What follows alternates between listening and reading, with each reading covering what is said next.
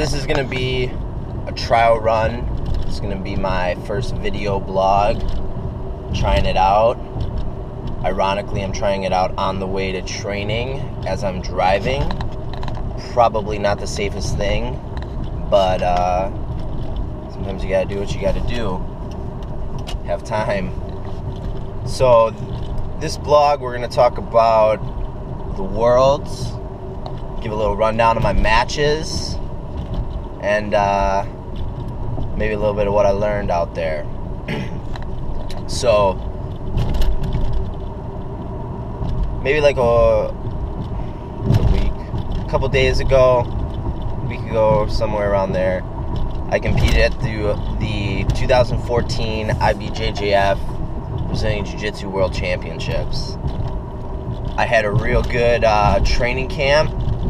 I trained hard with my team up at 360 Brazilian Jiu-Jitsu, Milwaukee, Wisconsin. My coach, Scott Houston. And I also trained a lot with my coach's coach, also my coach, Comprito, down in Chicago.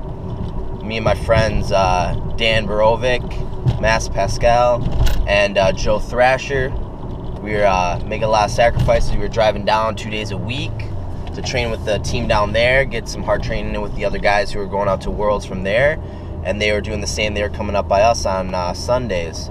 So we got a lot of hard rounds in, a lot of hard training, a lot of good technical training too. We flew out there on Wednesday, kind of got settled in. Thursday, woke up right away in the morning, and Joe and Max, they're blue belts, they were going right away. We got to the tournament, we're coaching them, they did great. Max went to the fourth round, ended up losing to a kid. He was trying to berimbolo him, and Max basically got stalled out. The guy even apologized after the fact, said he was stalling. Joe looked like a beast in his first match, doing what he does, dominant pressure passing. He was getting in there, solidifying positions, doing exactly what he needed to do.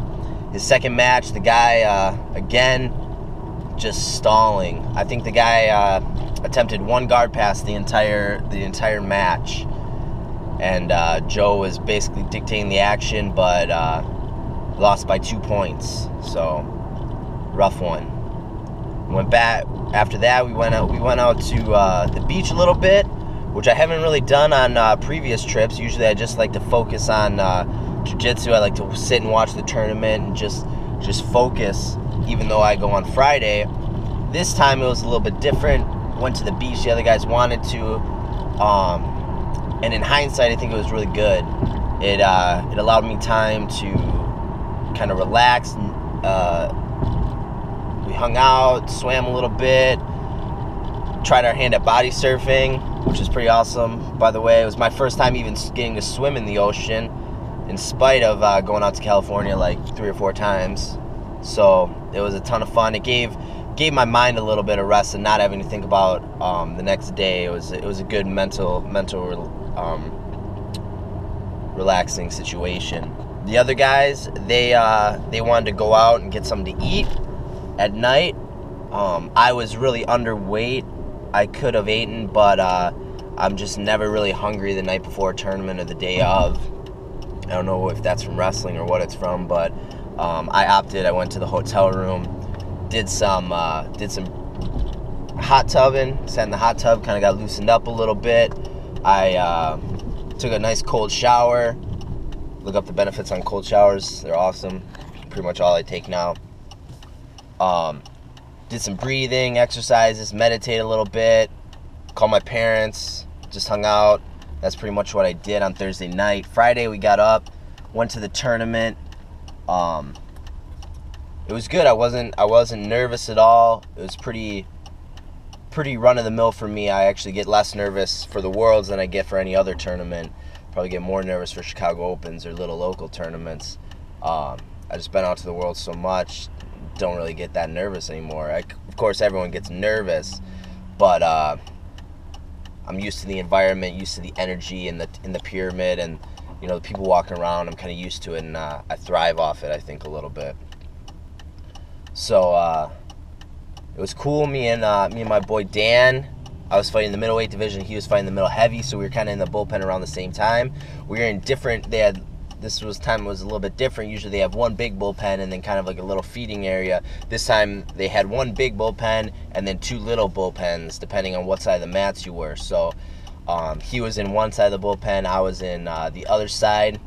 He kind of got the short end of the stick on that one because he was in the bullpen with all the pumped up, testosterone-ridden guys, just mean mugging, looking angry the entire time, and I was in the bullpen with all the cute-looking girls who were doing jiu-jitsu. So I had the better situation as far as that goes. My first match was really tough against a kid from AOJ, the Mendes Brothers School. I think his name was Edmund. He actually got his brown belt, I think, after the tournament. It was really good. It was a really close match, always back and forth. We were kind of not stalling each other out, but we were kind of stalemating. He would try some, I would try some. There was kind of we ended up in a lot of strange positions, not really anything that I had really practiced, but it was that first match is always the toughest. Just had to push through it. It was really tough. I ended up getting a late 2 points, and I won by those 2 points, so it was good. My second match was against a kid from Alliance. I want to say Alliance, Atlanta, but I'm not 100% sure. He was real good. We were going back and forth.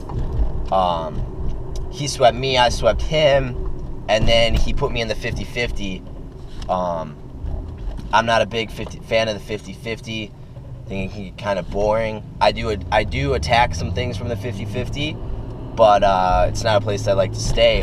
Unfortunately for him, he initiated it. He wanted to stay there, and I was up at that point in the match. And if he just wanted to stay in the 50-50, then that's fine with me. That's where I'll stay. So I ended up winning that match by points too. It was a real tough match, real tough.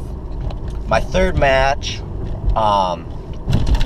was actually against someone that, after the fact, I recognized him from somewhere. His name is Ahmed Sharani from the Just the Gi Top podcast. Watched a lot. It's a really good podcast. It was a good match. I was uncharacteristically doing a lot of pressure passing. I usually am much more of a loose passer, but that's what he was giving me. I was trying to over-under pass a lot. I ended up passing his guard twice and getting some knee on belly points. And once I was passing, I was trying to work the cyborg choke, as I like to call it, otherwise known as like the knee on neck choke. It's a little bit of a brutal choke, but in a tournament, sometimes you got to do what you got to do. I won that one by points. It was a larger margin of points. It felt good in that match. Finally felt like I was kind of hitting my stride. It was good. He was a super nice guy, asking me, asked about me after my fourth match and stuff. Just real good dude. My fourth match was against a guy from Alliance, Ecuador. Super tough match. I think I could have got him. I don't like to make excuses, but I made a mental error in the beginning of the match. I conceded a sweep, which is something you're never supposed to do. I was on top. He was kind of getting into some weird positions, and I felt like my base was kind of compromised. He put me in 50-50, and I felt at that moment that, hey, I've been doing pretty good in 50-50 this entire tournament. I felt pretty comfortable there, so I let him put me in 50-50, and I conceded the sweep because I figured I'll get the sweep, I'll get back on top, start working some stuff, no big deal. Matter of fact, real big deal, because that's what lost me the match. I lost by 2 points. He was on top, we were moving around. There was some shady reffing, just in that the ref had scored 2 points for me, even though it was for the other guy, so the scoreboard was wrong, which I'm not a person who pays attention to the scoreboard very much, and I'm not a person who pays attention. I can't really hear people when they're screaming or coaching me. I tend to zone everybody out when I'm competing.